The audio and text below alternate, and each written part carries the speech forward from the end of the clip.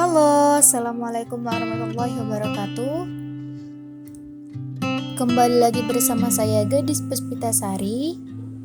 Saya dari kelas 2 akuntansi pagi D dengan NIM 213304010340. Nah, saya akan melanjutkan pembahasan mata kuliah Sistem Informasi Akuntansi, yang mana topik yang akan saya bahas kali ini adalah Sistem Akuntansi Pembelian dan Sistem Akuntansi Utang. Yuk simak videonya. Oke, yang pertama yaitu pengertian. Sistem akuntansi pembelian digunakan dalam perusahaan untuk mengadakan barang yang diperlukan oleh perusahaan. Transaksi pembelian digolongkan menjadi dua, yaitu pembelian lokal dan impor. Pembelian lokal adalah pembelian dari pemasok dalam negeri, sedangkan impor adalah pembelian dari pemasok luar negeri. Selanjutnya yaitu fungsi yang terkait. Fungsi yang terkait dalam sistem akuntansi pembelian yaitu yang pertama fungsi gudang. Dalam sistem akuntansi pembelian, fungsi gudang bertanggung jawab untuk mengajukan permintaan pembelian sesuai dengan posisi persediaan yang ada di gudang dan untuk menyimpan barang yang telah diterima oleh fungsi penerimaan.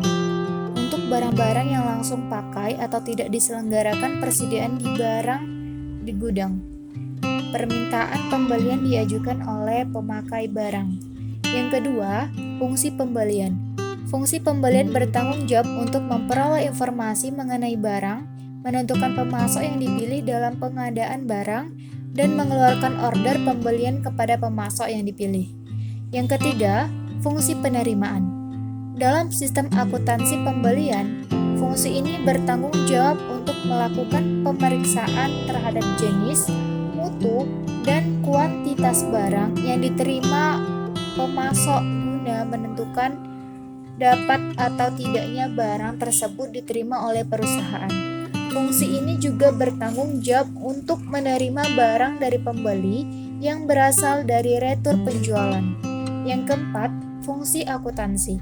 Fungsi akuntansi yang terkait dalam transaksi pembelian adalah fungsi pencatatan utang dan fungsi pencatatan persediaan. Dalam sistem akuntansi pembelian, fungsi pencatatan utang bertanggung jawab untuk mencatat transaksi pembelian ke dalam registrasi bukti kas keluar untuk menyelenggarakan arsip dokumen sumber atau bukti kas keluar yang berfungsi sebagai catatan utang. Dalam sistem akuntansi pembelian, fungsi pencatat persediaan bertanggung jawab untuk mencatat harga pokok persediaan barang yang dibeli ke dalam kartu persediaan. Selanjutnya, prosedur transaksi pembelian. Secara garis besar, transaksi pembelian terdiri dari prosedur-prosedur berikut. Yang pertama, fungsi gudang mengajukan permintaan pembelian ke fungsi pembelian. Yang kedua, fungsi pembelian penawaran dari berbagai pemasok. Yang ketiga, fungsi pembelian menerima penawaran harga dari berbagai penyedia dan melakukan pemilihan pemasok. Yang keempat, fungsi pembelian membuat pembelian kepada pemasok yang dipilih.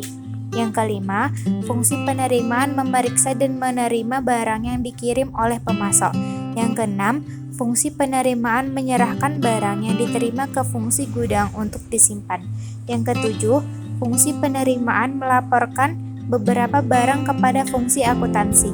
Yang kedelapan, fungsi akuntansi menerima faktur tagihan dari pemasok dan atas faktur dasar dari pemasok tersebut, fungsi pencatatan kewajiban yang timbul dari transaksi pembelian. Selanjutnya yaitu informasi yang diperlukan oleh manajemen. Dalam sistem akuntansi pembelian, manajemen memerlukan informasi mengenai data-data yang diperlukan guna mengambil keputusan yang tepat dalam menjalankan kegiatan pembelian. Adapun beberapa informasi yang diperlukan oleh manajemen dari sistem akuntansi pembelian adalah: yang pertama, jenis persediaan yang telah mencapai titik pemesanan kembali atau reorder point, yaitu untuk mengetahui jumlah jenis persediaan barang dagangan yang harus dilakukan pemesanan kembali, agar saat jenis persediaan dibutuhkan, barang dagangan tersebut tersedia dalam gudang. Yang kedua, order pembelian yang telah dikirim oleh pemasok. untuk mengetahui jumlah order pembelian dari pemasok mana yang dipilih dalam order pembelian. Yang ketiga, order pembelian yang telah dipenuhi oleh pemasok untuk mengetahui ketersediaan pemasok dalam memenuhi order pembelian. Yang keempat, total saldo utang dagang pada tanggal tertentu. Hal ini untuk mengetahui total saldo utang dagang perusahaan dan mengetahui tanggal jatuh tempo pembayaran utang dagang yang harus dibayar perusahaan. Yang kelima, saldo utang dagang kepada pemasok tertentu. Hal ini untuk mengetahui rincian saldo utang dagang dari masing-masing pemasok dan mengetahui tanggal jatuh tempo pembayaran kepada pemasok tersebut. Dan yang terakhir, yang keenam, tambahan kuantitas dan harga pokok persediaan pembelian. Berdasarkan dari data ini, dapat disimpulkan bahwa dalam melakukan transaksi pembelian, manajemen memerlukan beberapa informasi untuk memberikan keputusan akan terjadinya transaksi pembelian tersebut. Dalam mengambil keputusan tersebut, manajemen perlu mengetahui jenis barang yang perlu dipesan kembali, order pembelian yang dikirim maupun yang telah dipenuhi pemasok, saldo utang pada pemasok yang diakibatkan dari transaksi pembelian, penambahan akan kuantitas dan harga pokok persediaan pembelian yang ditetapkan. Hal ini dilakukan untuk menjaga kekayaan perusahaan, menjamin keandalan dan ketelitian atas data pencatatan akuntansi. Selanjutnya adalah dokumen yang digunakan. Dokumen adalah bukti yang digunakan untuk merekam terjadinya transaksi yang dilakukan oleh perusahaan. Adapun dokumen yang digunakan dalam sistem akuntansi pembelian adalah yang pertama, surat permintaan pembelian. Dokumen ini merupakan formulir yang diisi oleh fungsi gudang atau fungsi pemakai barang untuk meminta fungsi pembelian melakukan pembelian barang dagangan dengan jenis, jumlah, dan mutu seperti yang tersebut dalam surat permintaan pembelian. Surat permintaan pembelian ini biasanya dibuat 2 lembar untuk setiap permintaan, 1 lembar untuk fungsi pembelian, dan tembusannya untuk arsip fungsi yang meminta barang. Yang kedua, surat permintaan penawaran harga.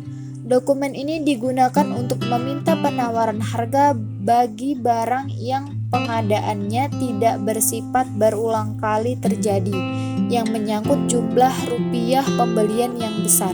Yang ketiga, surat order pembelian.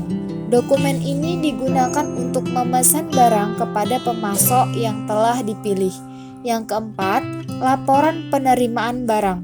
Dokumen ini dibuat oleh fungsi penerimaan untuk menunjukkan bahwa barang yang diterima dari pemasok telah memenuhi jenis, spesifikasi, mutu, dan kuantitas seperti yang tercantum dalam surat order pembelian. Yang kelima, bukti kas keluar. Dokumen ini dibuat oleh fungsi akuntansi yang berdasarkan catatan transaksi pembelian, berfungsi sebagai perintah pengeluaran kas pembayaran utang kepada pemasok. Selanjutnya, prosedur yang membentuk sistem pembelian. Dalam melakukan sistem akuntansi pembelian, perlu dilakukan prosedur yang merupakan tahap-tahap proses terjadinya transaksi pembelian. Beberapa prosedur yang membentuk sistem akuntansi pembelian antara lain: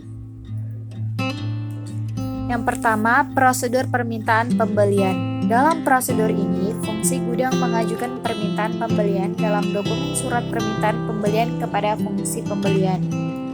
Jika barang tidak disimpan di gudang atau barang langsung pakai, fungsi yang memakai barang mengajukan permintaan pembelian langsung ke fungsi pembelian dengan mengajukan surat permintaan pembelian. Yang kedua, prosedur permintaan penawaran harga dan pemilihan pemasok. Dalam prosedur ini, fungsi pembelian mengirim surat permintaan penawaran harga kepada para pemasok untuk memperoleh informasi mengenai harga barang dan berbagai syarat pembelian yang lain. untuk memungkinkan pemilihan pemasok barang yang diperlukan oleh perusahaan. Jadi, pemasok akan mengirim daftar penawaran harga barang yang dikehendaki. Yang ketiga, prosedur order pembelian. Dalam prosedur ini, fungsi pembelian mengirim order pembelian kepada pemasok yang dipilih dan memberitahukan kepada unit-unit organisasi lain dalam perusahaan, misalnya fungsi penerimaan, fungsi yang meminta barang, dan fungsi pencatat utang, mengenai order pembelian yang sudah dikeluarkan oleh perusahaan. Yang keempat, prosedur penerimaan barang.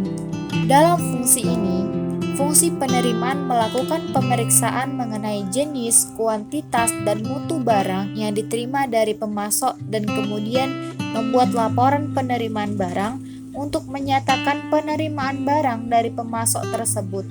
Barang yang diterima serahkan ke bagian gudang untuk disimpan.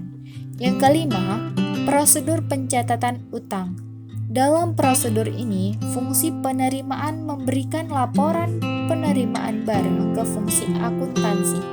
Fungsi akuntansi juga menerima faktur dari pemasok untuk dicocokkan dengan laporan penerimaan barang.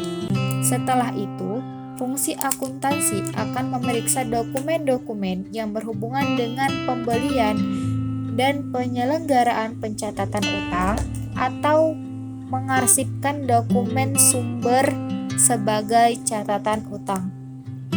Nah, dari prosedur yang telah diuraikan di atas, dapat diketahui bahwa prosedur pembelian tersebut dilakukan oleh fungsi-fungsi yang saling terkait. Hal ini untuk mencegah terjadinya penyimpangan wewenang tanggung jawab serta menjaga kekayaan perusahaan, keakuratan, keandalan data transaksi. Sekian yang dapat saya sampaikan. Semoga yang saya sampaikan dapat dimengerti. Lebih dan kurang saya mohon maaf. Terima kasih. Assalamualaikum warahmatullahi wabarakatuh.